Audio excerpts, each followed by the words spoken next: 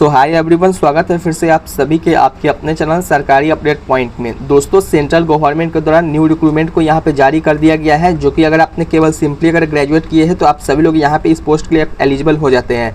दोस्तों, एक बात यहाँ पे आपको ध्यान रखना है कि यहाँ की पूरी तरीके से परमानेंट आपको यह जॉब होने वाली है। यहाँ पे आपको यह कॉन्ट्रेक्चुअल बेसिस वगैरह पे जॉब नहीं होगी।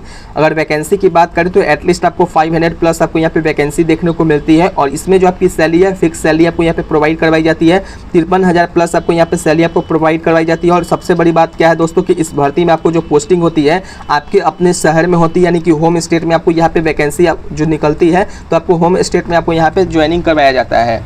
सो फ्रेंड्स, आज की इस वीडियो में हम देखने वाले हैं कि इस भर्ती के लिए क्या योग्यता रखा गया, किस तरीके से सिलेक्शन प्रोसेस वगैरह होगी, सारी इन्फॉर्मेशन आपको इस वीडियो में मिलने वाली है। तो चलिए दोस्तों, बिना टाइम को वेस्ट किए हुए सारी इन्फॉर्मेशन को लाइन बाय लाइन समझते हैं बिना किसी प्रॉब्लम के साथ।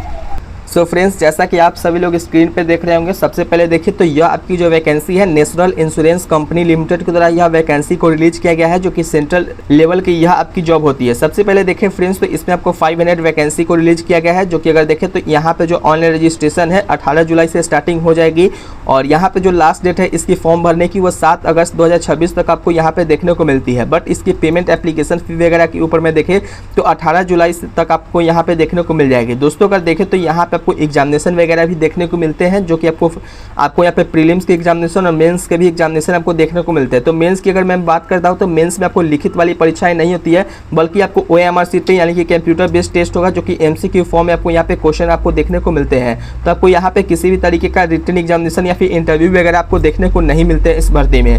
दोस्तों, अगर देखें तो किस राज्य में कितनी वैकेंसी को दिया गया है वो आपको जानना बहुत ही ज़्यादा इंपॉर्टेंट है, ताकि आप उस भर्ती में अप्लाई कर पाए। जैसे कि अगर देखें दोस्तों, तो आपको अपने स्टेट में ही अप्लाई करना चाहिए, क्योंकि यहाँ पे आपको लैंग्वेज का आपको यहाँ पे एक देखने को मिल जाता है। जैसे कि देखें तो आंध्र प्रदेश जो राज्य है तो वहाँ पे आपको तेलुगु लैंग्वेज का आपके पास नॉलेज होनी चाहिए, तो ही आप वहाँ पे अप्लाई कर पाएंगे। दोस्तों, अगर देखेंगे तो सभी कैंडिडेट के लिए आपको अलग अलग आपको यहाँ पे वैकेंसी देखने को मिल जाएगा, जैसे कि किस कैटेगरी से बिलोंग करते हैं उसके अकॉर्डिंग आपको यहाँ पे देखने को मिलते हैं। फिर देखें दोस्तों, तो सारे राज्य में जैसे कि असम है, अरुणाचल प्रदेश है, इंग्लिश आपको यहाँ पे चाहिए, असम में असमी चाहिए, बिहार में हिंदी चाहिए। तो अगर आपके पास एटलीस्ट आपके पास इंग्लिश लैंग्वेज, तो अगर आपके पास इंग्लिश लैंग्वेज का अगर आपके पास नॉलेज है और हिंदी लैंग्वेज का भी अगर आपके पास नॉलेज है, तो जहाँ पर आपको लैंग्वेज आपको हिंदी और इंग्लिश आपको देखने को मिलती है तो उसी राज्य में आपको अप्लाई करना चाहिए। अगर आप यहाँ पे आंध्र प्रदेश में अप्लाई करते हैं तो तेलुगु लैंग्वेज अगर आपके पास नहीं है तो आपको वहीं पे आपको अगर एग्जामिनेशन पास भी कर जाते हैं तो आपको वहाँ पे रिजेक्ट कर दिया जाता है, अगर आपके पास लैंग्वेज का नॉलेज नहीं होगा तो इस तरीके से आपको सारी यूनियन टेरिटरी में भी आपको यह वैकेंसी देखने को मिल जाएंगी। दोस्तों, अगर देखें तो इसमें अप्लाई करने के लिए जो कैंडिडेट है एलिजिबिलिटी क्या रहने वाली है, तो सिटीजनशिप अगर आपके पास इंडियन का है तो अप्लाई कर पाएंगे, या फिर इस सब्जेक्ट ऑफ नेपाल के भी है तो भी अप्लाई कर पाएंगे, या फिर भूटान वगैरह के हैं तो भी आप इसमें देख सकते हैं। दोस्तों, अगर इसकी एज लिमिट वगैरह के ऊपर में देखें तो 1/7/2005 तक आपको जो है डेट ऑफ बर्थ आपको होनी चाहिए। जो अपर एज लिमिट वगैरह है उसमें आपको रिलैक्सेशन वगैरह भी देखने को आपको मिल जाते हैं। दोस्तों, अगर इसकी एजुकेशन क्वालिफिकेशन के ऊपर में देखें तो कोई भी यहाँ पे कैंडिडेट जिसने केवल ग्रेजुएशन पास किया है तो क्वालिफाई अगर किया है तो वो यहाँ पे अप्लाई कर पाएंगे। दोस्तों, अगर यहाँ पे देखें तो आपको यहाँ पे सभी कैंडिडेट के लिए अलग अलग बताया गया है। दोस्तों, सिलेक्शन प्रोसेस के ऊपर मैं देख लेते हैं किस तरीके से इसमें आपको सिलेक्शन प्रोसेस वगैरह देखने को मिलती है। तो फेज 1 की अगर मैं देखूं तो फेज 1 में आपको प्रीलिम्स की एग्जामिनेशन है, जो कि ऑनलाइन कंडक्ट करवाया जाएगा। इसके लिए आपको जो टाइमिंग है 60 मिनट का आपको टाइमिंग दिया जाएगा, जिसमें आपको 3 सेक्शंस आपको देखने को मिलते हैं। जैसे कि अगर देखें तो इंग्लिश लैंग्वेज की आपको रहेगी, जिसमें ऑब्जेक्टिव क्वेश्चन रहेंगे, रीजनिंग एबिलिटी की है, क्वांटिटी एप्टीट्यूड की क्वेश्चन वगैरह देखने को मिलती है। जिसमें देखिए इंग्लिश लैंग्वेज के लिए आपको 30 क्वेश्चन रहने वाले हैं 30 मार्क्स के लिए, और रीजनिंग आपको 35 क्वेश्चन रहने वाली है 35 मार्क्स के लिए।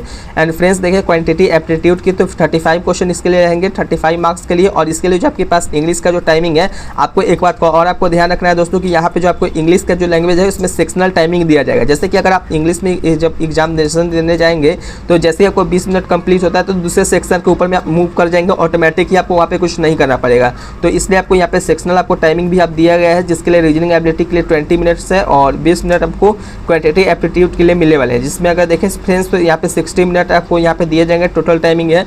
और इसका जो मीडियम है एग्जामिनेशन का, आप चाहे तो इंग्लिश मीडियम में या फिर हिंदी मीडियम में, दोनों मीडियम में आप इस एग्जामिनेशन को आप दे सकते हैं। मेंस एग्जामिनेशन के ऊपर में देखें तो मेंस एग्जाम जो आपको होगी, जैसे आप प्री क्वालिफाई करते हैं तो प्री के बाद आपको यहाँ पे मेंस दिया जाएगा, जिसके लिए अगर देखें तो टेस्ट रीजनिंग की क्वेश्चन रहेंगे, इंग्लिश लैंग्वेज की है, न्यूमेरिकल एबिलिटी की रहने वाली है, जनरल अवेयरनेस से क्वेश्चन रहेंगे, टेस्ट ऑफ कंप्यूटर नॉलेज से आपको क्वेश्चन देखने को मिलते हैं। रीजनिंग की देखें तो 40 क्वेश्चन रहेंगे 40 मार्क्स के लिए, और इसके लिए आपको 30 मिनट का टाइमिंग दिया जाता है। और एग्जामिनेशन भी आप चाहे तो इंग्लिश या हिंदी मीडियम दोनों मीडियम में चूज कर सकते हैं। और दोस्तों अगर देखें तो इंग्लिश का जो लैंग्वेज है आपको 40 क्वेश्चन है 40 मार्क्स के लिए, और यहाँ पे 30 मिनट का टाइमिंग आपको यहाँ पे दिया जाता है। न्यूमेरिकल एबिलिटी की बात करें तो 40 क्वेश्चन है 40 मार्क्स के लिए, और यहाँ पे फिर जनरल अवेयरनेस के ऊपर में देखें तो 40 क्वेश्चन है 40 मार्क्स के लिए, और इसके लिए आपको 15 मिनट का टाइमिंग दिया जाएगा। तो सब में सेक्शनल आपको यहाँ पे टाइमिंग दिया गया है, तो इसलिए आपको ध्यान से आपको क्वेश्चन को सॉल्व करना पड़ेगा, क्योंकि सेक्शनल टाइमिंग जैसे ही आपको यहाँ पे किसी भी एग्जामिनेशन में प्रोवाइड करवाई जाती है, तो सेक्शनल टाइमिंग में क्या होता है कि जिस क्वेश्चन को आप 5 मिनट में करने वाले हैं तो 5 मिनट में आप करके तो बैठ जाइएगा, बट आपको आगे वाले में मूव नहीं कर पाइएगा जब तक कि आपको क्वेश्चन आपको यहाँ पे पूरी तरीके से टाइमिंग कंप्लीट नहीं हो जाती है। तो इसलिए आपको सेक्शनल टाइमिंग में यह आपको बहुत ही बड़ा नुकसान देखने को मिल जाता है। तो इसलिए आपको यहाँ पे पहले से प्रैक्टिस करना पड़ेगा कि 15 मिनट में आप कैसे यहाँ पे 40 क्वेश्चन को आप यहाँ पे सॉल्व कर पाएंगे, चाहे वो रीजनिंग की हो, चाहे वो इंग्लिश की हो, चाहे वो मैथमेटिक्स की हो। तो सब में 40 क्वेश्चन है, और इसके लिए आपको क्या है तो 200 मार्क्स आपको 200 क्वेश्चन रहने वाली है, 200 मार्क्स के लिए आपको यह क्वेश्चन रहने वाली है। दोस्तों अगर देखें तो इसमें आपको जो टाइमिंग है 120 मिनट आपको यहाँ पे प्रोवाइड करवाई जाती है 200 क्वेश्चन को सॉल्व करने के लिए।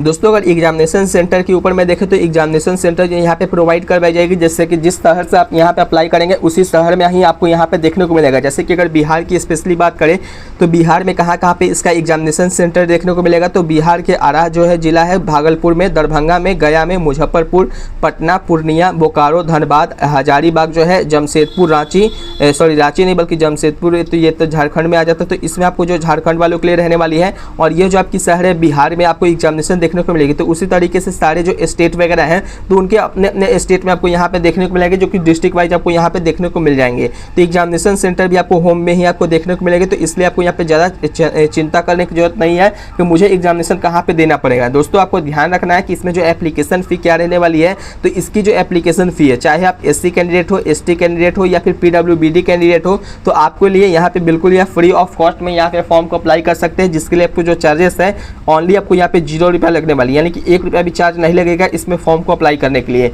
बट अगर यहाँ पे अपने SC ST कैंडिडेट नहीं है, PWBD कैंडिडेट नहीं है, तो आपसे सारे कैंडिडेट से 850 रुपये आपको यहाँ पे अप्लाइंग फ़ी लगेगा, और साथ ही इन्विटेशन जो चार्जेस हैं वो भी आपको यहाँ पे देखने को मिल जाएंगे। दोस्तों यहाँ पे देखिए कि हाउ टू अप्लाई, यानी कि किस तरीके से आप यहाँ पे अप्लाई कर सकते हैं। तो यहाँ पे अप्लाई करने के लिए 18 जुलाई तक यहाँ पे आपको टाइमिंग दिया जाता है। 18 जुलाई से लेकर के 7 अगस्त तक आप इसमें फॉर्म को अप्लाई कर सकते हैं। और साथ ही में देखें तो इसमें अप्लाई करने के लिए सबसे पहले आपको एप्लीकेशन का रजिस्ट्रेशन करना पड़ेगा, फिर आपको पेमेंट का फ़ी आपको यहाँ पे करना पड़ेगा, यानी कि जैसे आप रजिस्टर करते हैं तो ऐसे ही आपको यहाँ पे पेमेंट का फ़ी का ऑप्शन देखने को मिलेगा, तो उसको करना पड़ेगा।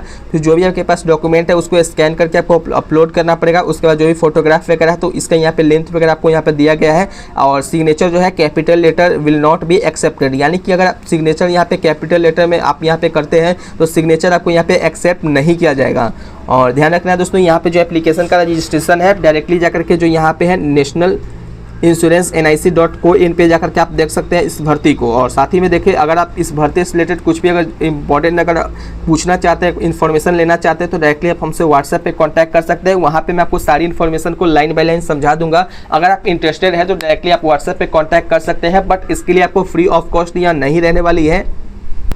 इसके लिए दोस्तों आपको यहाँ पे सर्विस फीस के रूप में आपको 49 रुपीज़ आपको लगने वाली। इसके लिए मैंने आपको स्टार्टिंग में ही बता दिया ताकि आपको बाद में आपको कोई भी झंझट वगैरह या फिर चिंता वगैरह नहीं रहे। जैसे कि देखिए दोस्तों, तो हमारा व्हाट्सअप नंबर है 7761046831। दोस्तों ये हमारा व्हाट्सअप नंबर है, आप डायरेक्टली चाहे तो हमसे कांटेक्ट करके इसमें फॉर्म को अप्लाई भी करवा सकते हैं, या फिर हम मिनिमम चार्जेस में आपको अप्लाई करके दे देंगे, या फिर आप खुद से भी अप्लाई करना चाहते हैं। अगर कोई इन्फॉर्मेशन चाहिए या फिर कोई भी डाउट वगैरह आता है तो डायरेक्टली आप कांटेक्ट कर सकते हैं व्हाट्सएप पे, बट विदाउट पेमेंट के आपको यहाँ पे कोई भी हेल्प नहीं की जाएगी। ये मैंने आपको बता दिया है ताकि आपको कोई भी प्रॉब्लम नहीं हो।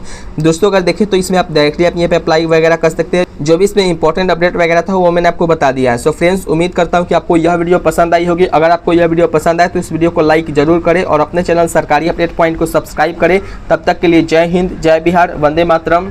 धन्यवाद दोस्तों।